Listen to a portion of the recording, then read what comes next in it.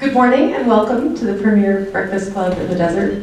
It is my honor and privilege to introduce my father, Lieutenant Commander Pat Groves, Ph.D. So many titles, so little time. So Dr. Groves grew up in a very small ranching town in West Texas named Matador, and he's come a long way since then.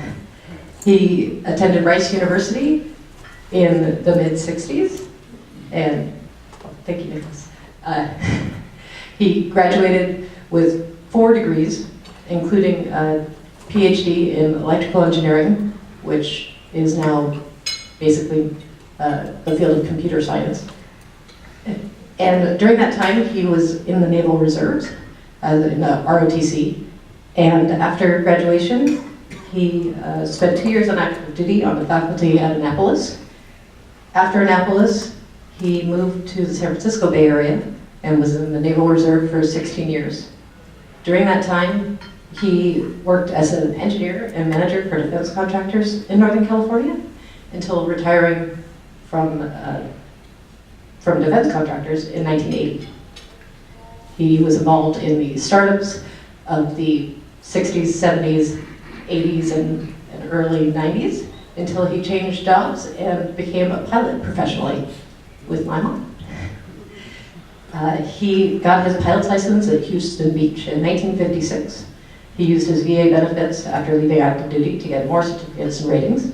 He holds a multi-engine ATP, airline transport pilot rating, and he has 3 type ratings, and he's a CFII. He's also been awarded the Wright Brothers Master Pilot Award by the FAA, which means more than 50 years of incident-free flying. That is a true achievement.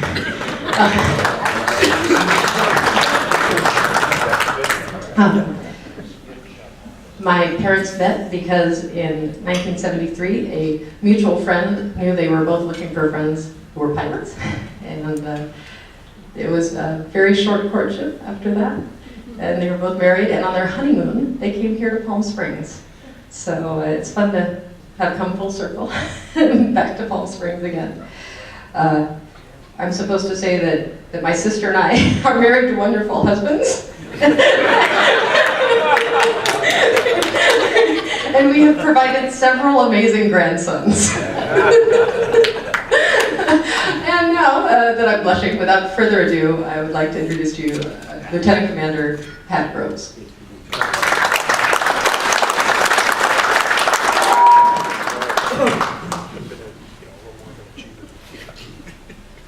I'll just hold this. Thanks very much for all that. I appreciate it, Kelly. I also like to thank Kelly for doing the slides on this. As you know, she's one of the better computer people at this.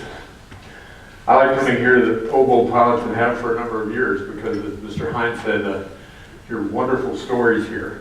Kelly's been bugging me for some time to actually tell one of my stories, so I hope you'll bear with me while I try to do that. This, the timing is 1968 to 1970, which is back in the Cold War. And I was working for a defense contractor which had accepted the task of, which had accepted the task of developing countermeasures for people, well, they were flying U-2s, and they wanted countermeasures that would protect the airplane against the SA-2, the primary Russian or Soviet Union surface-to-air guided missile at that time. Sorry, I forgot.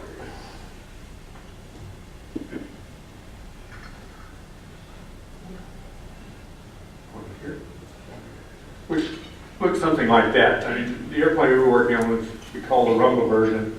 Most of them didn't have that pod on the top of it. One security note, 48 years ago when we were working on this stuff, it was classified at the highest levels. I simply have no contacts anymore who can advise me on what the current security classifications for this stuff, so I'm going to try to avoid giving, to some extent, specific names and other details which might still be sensitive. And I'm going to stick to information which is sort of available publicly on the web now. I suspect there are probably half a dozen people still alive who were involved in this project. There's certainly a lot of people, probably many in this room, who know more about the airplane than I do. So I'm not going to say much about that. At any rate, the SA-2 and other aircraft like the B-57 were being flown over what are called denied areas to perform surveillance. The government agency which was conducting the surveillance was concerned because a couple of the aircraft had been shot down, I should say downed, I guess, by the SA-2 missile, which was being produced in the Soviet Union. The missile looked like this. Its NATO designation was the SA-2 Guideline. The Soviet designation was the S-75 Nevena. Development began in '53, and I guess it went operational in about '57. I'll give you a few specs, and then I'll tell you the story. This missile was developed mainly for use against non-maneuvering, high-flying bombers. In other words, the idea is somebody's going to come in a straight line, so it's fairly simple to shoot the missile up. The SA-2 missile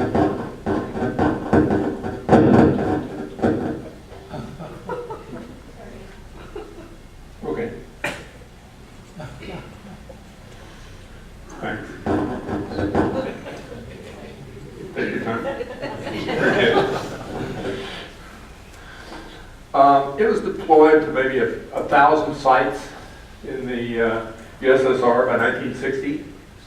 I mean, they just produced literally tens of thousands of them. And it was utilized to actually shoot down several aircraft during the 1960s. I think most of them are actually done by third world countries. The Soviets sold the missile to. The last downing I'm aware of is when Georgia shot down an Su-27, I think in '93. So, anyway, it's the missile's about 35 feet long, about this much in diameter, weighs about 5,000 pounds, has a 400-pound warhead. The booster stage on the back of it fired for about 5 seconds, and then the main engine ran for 22 seconds, which would get it up to about Mach 3.5. So the engines quit running at about 40,000 feet and sort of coasted the rest of the way toward its target if there was any. The control was done by using an air search radar called Spoon, which was long range in those days, just a little under 200 miles. The guidance was done by a funny looking system with two or three guys sitting in a cabin using manual wheels to train it. This was called fan song, so called because of the funny noise it made in the ELINT receivers on our aircraft. Some of the large installations had a height finding radar called SideNet, which would oscillate vertically. But, you know, just, well, I don't know how to conclude that. That's sort of the detail. It was a beam rider missile, which basically meant they pointed a radar beam at the target aircraft and would then guide the missile to stay in that beam. So anyway, our job was to do countermeasures against this missile.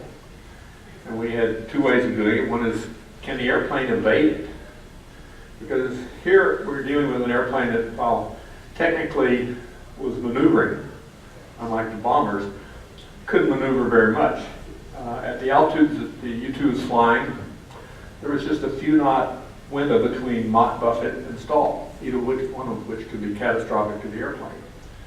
It was sensitive enough that I guess I met only 2 or 3 pilots who succeeded in flying it at altitude if the autopilot didn't work. So basically, it could do maneuvers, but not very much. So our first job was just to investigate could we figure out any way for the airplane to evade the missile. So to do this, I wrote a computer program that simulated the ability of the missile to track an evading target, which had a minimal capability. The program consisted of a 4,000-line Fortran program which ran on a CDC 3600, which is just a trivially small computer program by today's standards, and an enormous computer by today's standards. It was in a room that took about 20 by 30 feet with its own air conditioning and lots of big tape drives and stuff like that. So we knew a lot about the flight characteristics of the airplane, but we didn't know much about the flight characteristics of the missile. We did a lot of what we call asking around, and we did a lot of in-house research to try to figure out what the missile could do. Eventually, I called up the customer, the COTR, and asked him if he could give us some specific information. I suspected they had information we did not, about how the missile autopilot worked and how it flew. He said he would try to do that. A few weeks later, I got a phone call at about 1 a.m. And he said that he asked if we meet him over the tank at our business. What we call a tank is a skiff, a secure compartmented information facility or something like that. And open the outside door, which I'd never seen done before. So I got there and it backed up this great big truck with a lot of very well-armed Marines and unloaded a missile and brought it inside and gave it to us. It didn't have a warhead, it didn't have a booster, but we spent a lot of nights and days trying to figure out how to work. All the logic circuitry, of course, was encapsulated in epoxy, so we couldn't figure out what that was. But from our previous research, we knew basically what the signals were and where the antennas were and the frequencies and all that. So we were able to power up the missile and send it signals and make its fins move. So at that point, we figured we could figure out how well it could actually maneuver. And because we had aerodynamics guys and all that, so we using the computer program that I'd written.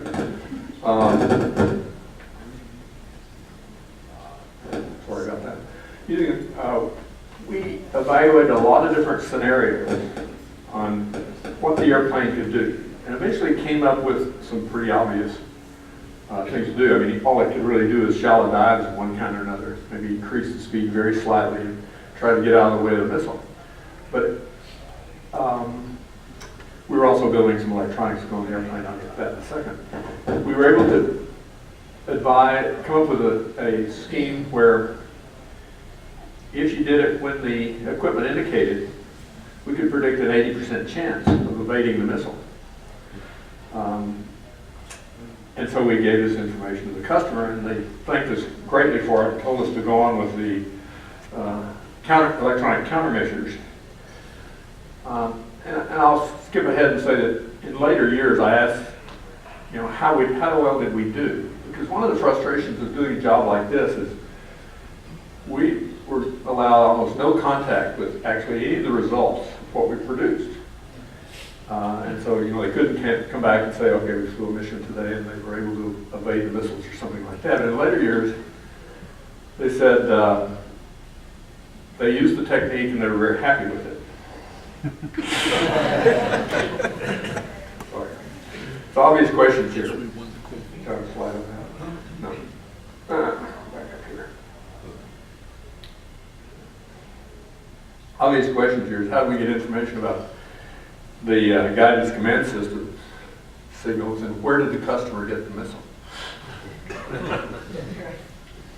The answer to the first question is we had instrumented aircraft to fly up and down the Berlin corridor because we had figured out that there were a lot of SA-2 sites in Germany, and apparently they thought someday we would attack along the Berlin corridors or something like that. But a lot of bored SA-2 missile operators who would occasionally train their radars on our aircraft, which was well instrumented, pick up the signals, learn the frequencies, try to figure out what they were doing. And we actually developed a pretty good understanding of the missile guidance and control system. It turned out it was, one thing I don't want to understate, is that it was a very complicated guidance system. It was well protected against confusion from extraneous signals, and I'll talk about that later, but things like movable range gates and receiver gain controls. So the second question, a number of years later, I'm going to say 8 years later, I met the COTR on a social basis outside of both our work areas, and I asked him where they got the missile. And actually I asked a couple of guys later. I mean, I never got a straight answer, but I got some hints. We'd received the missile about a year after the Six-Day War. And the story I kept getting is that they'd simply sent a bunch of Israelis over to Egypt and swiped one. But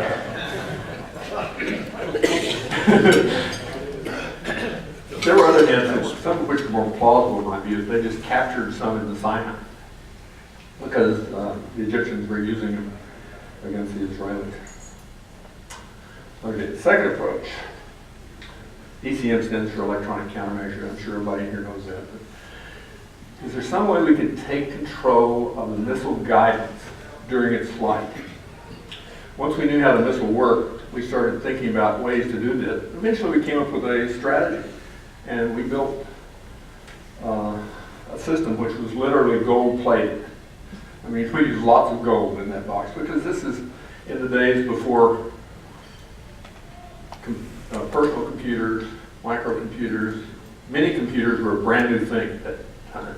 And we were just beginning to use them, so this was pretty much equipment that had discrete circuitry in it, very little integrated circuitry or anything like that. So the main issues were providing enough signal strength to get control of the missile and then capturing it early enough in the flight to keep the ground guidance from overriding our countermeasures. Because one thing I didn't say when I was talking about the missile earlier is that the antennas on it, contrary to some of the website stuff I've seen, were actually very good.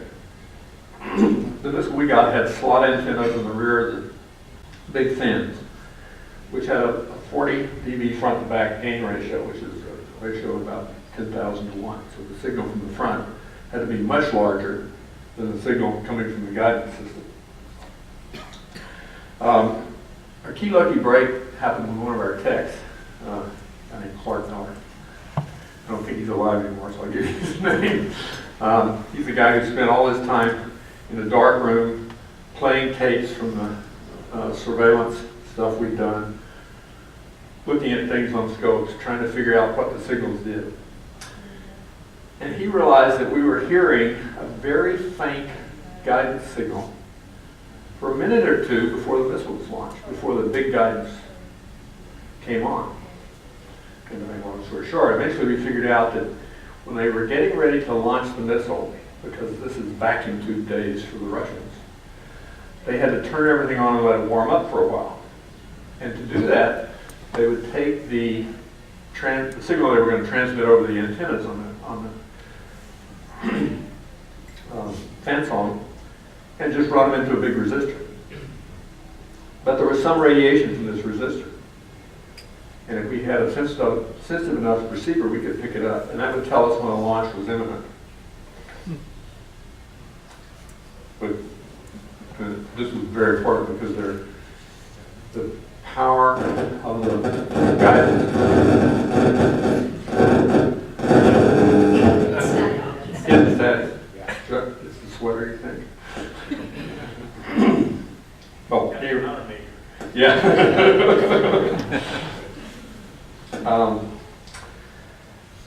Well, maybe I think I have a picture of the sort of schematic of how they work here. Yeah, the U2 up here. Excuse me. The fan song side down here, which is just watching the U2. The missile would be fired from somewhere, would drop into the beam, and just ride up the beam to the missile. At least that's the way it's supposed to work. They would guide it to do that. Once in the beam, the missile would acquire the guidance signal, And once it had acquired the guidance signal, it would set its range gates so that it wouldn't listen to anybody else, and it would turn the gain way down. So we figured that we would need an effective radiated power from the airplane of about 1 megawatt to do that, which was just sort of out of the range of possibilities. You take it 28 volts, that's 400 amps. Sorry, my voice is.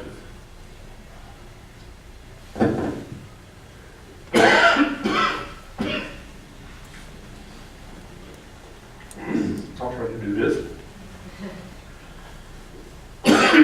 Sorry. So that meant we had to get a gain from the lozenge or something. Sorry about that. I had a cold a couple of weeks ago and left my throat a little sensitive, I guess. We had to get a pretty dramatic gain from the antenna. Thank you, sir. Perfect. Just what I used. Fortunately, we had a wizard at antennas working with us, a guy named George Hahn, who actually worked later on for another company that I was involved in setting up. But he developed an antenna that had an amazing gain. It was a 4-arm spiral phased array that we could essentially paint on the skin of the airplane, which would also allow us to have a very thin beam that we could direct over about 60-65% of the hemisphere that the antenna was looking at. So we could sharply focus the signal. We could also use it to figure out where the controlling of the fan song was. So we got an ERP of about 35-45 dB.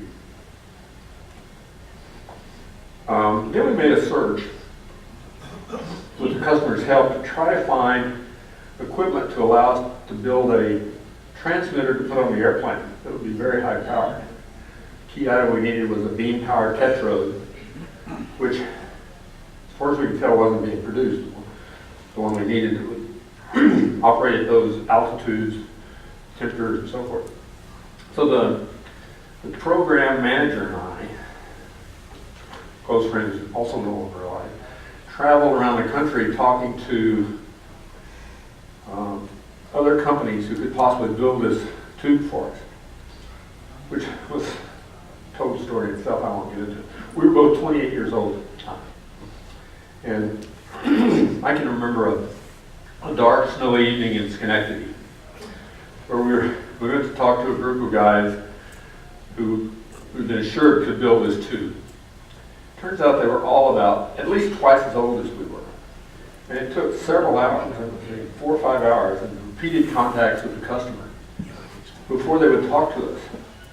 The customer had to assure them that we were really that we were entitled to the information and they should work with us. And again, one of the issues of dealing with the really high classified aspect of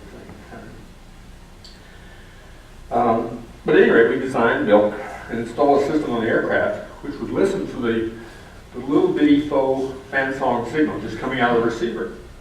And then when we detected that signal, that would give us the site that the missile was going to be launched from, because we had good directional capability from our antenna. And we would immediately start transmitting a signal in that direction designed to control the missile.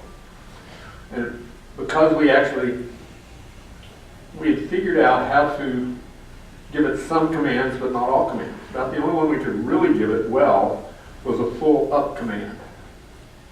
And so we had about a 5-second to 7-second window from the time we first heard that signal, usually, until it was launched. And so we'd start transmitting down in the vicinity of the missile the command to take control of the missile, which we first had to lock the gain control and set the range gates for whatever we wanted, rather than what the ground wanted, and then give it a full up command.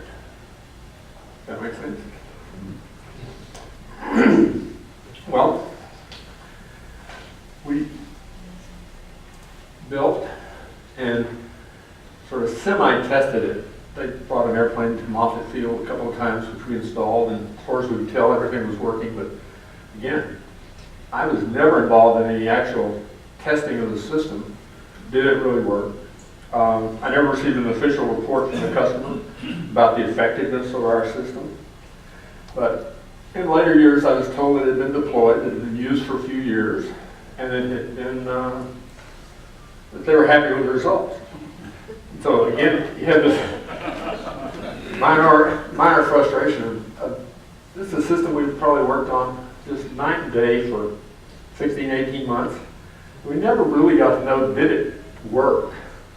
And if so, how well? I also heard that they got one of our competitors to build a stronger version to go on B-52s using much the same thing, although until B-52s with this system were actually lost because they started launching the missiles in such big salvos that they just couldn't handle it. They'd fire 8 missiles at once or something like that.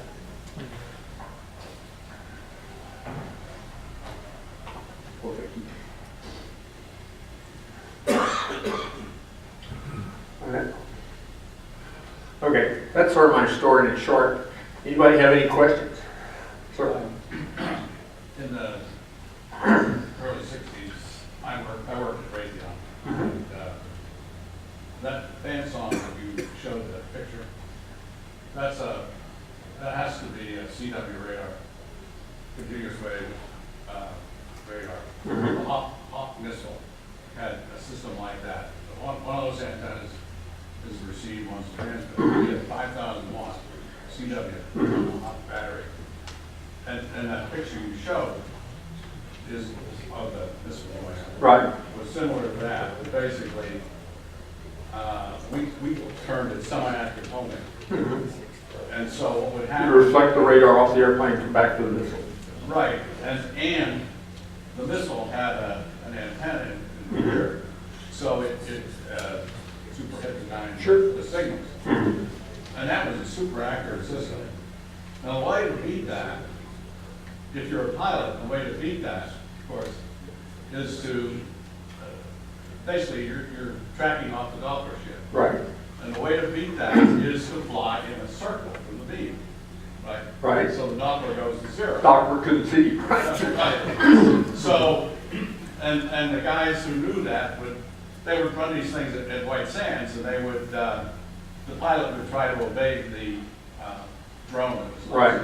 Well, and they would fly at right angles to the beam, get the Doppler down to 0, and then you'd lose lock. Sure. And so the trick was to eliminate the ground flutter, because if you eliminated the ground flutter, and what amazes me today is that the system we had, everybody buys these noise canceling headsets. And what they do is they basically inject a noise to cancel the noise coming in. Sure. And we did that at microwave. Yeah. In the late 50s, they had this block. It's hard to believe, looking back on the technology we had then, compared to today. Yeah. We were doing such things. I mean, this was an X-band radar. We would knock that ground flutter almost out. And so these guys really had a difficult time trying to fake that radar. But that basically is a follow-up system. The SA-2, I always thought was get all the static off of that thing. The SA-2 was a great improvement over their earlier system, which was called the SA-1, obviously, or we called it that. They didn't call it that, which was just deployed around Moscow to defend the city there. And it's amazing. The Russians seem to, once they employ systems like that, to keep it forever. And we, of course, were trying to understand them so we could do as well ourselves. Any other questions? Sir? Did the chaff dispenser work on the U-2 against this missile? No, it actually, because it couldn't do more than just leave a trail, it didn't seem to be effective. One of the things. Yes, sir? I'm kind of surprised that as the as a technical group developing this capability, that you don't get direct feedback with regard to success. That your clearances were limited to development, but not into assessment. Yeah, the question was, he said he's surprised that we didn't get any feedback about the operational results of the systems we made.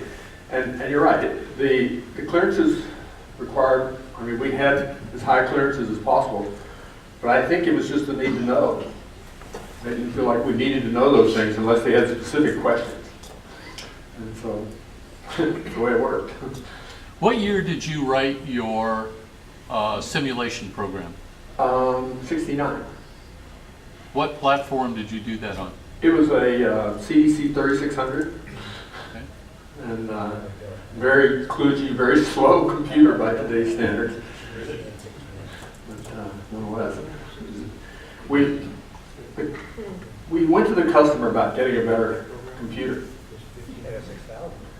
And it took them about 3 weeks to say yes. By that time, we sort of had the program running. I mean, development times in those days were just, milliseconds compared to what it takes to develop software today. I mean, we just simply, 3 or 4 of us sat down and worked every night for 2 or 3 weeks and wrote the program. I was writing or making bombing charts from that program, so during that time. Oh, I understand. Any other questions? Yes, sir. This program post-date the Gary Parr shoot down? Yes, So he didn't have anything other than altitude? that's right. The initial belief of this aircraft was that the Soviet Union had nothing that could touch it. I mean, in theory, the maximum effective altitude of this missile was 68,000 feet. So the U-2 was designed to fly at least 4,000 feet above that and cruise. And it turns out some of them got higher than that.